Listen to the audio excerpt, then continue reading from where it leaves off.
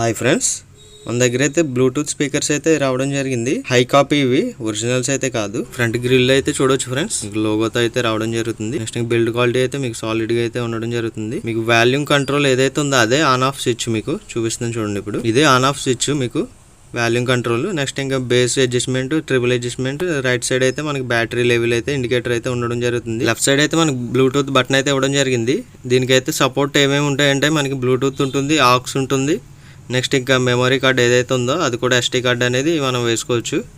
Next back side అయితే చూపిస్తే చూడండి. ఇది లెఫ్ట్ సైడ్ ఏదైతే హోల్ ఉందో అదైతే బేస్ రిఫ్లెక్టర్, అది బేస్ ఎయిర్ అనేది బయటకు అయితే రావడం జరుగుతుంది. దీంట్లో మీకు ఊఫర్ కూడా ఇంక్లూడ్ అయితే ఉంటుంది ఫ్రెండ్స్.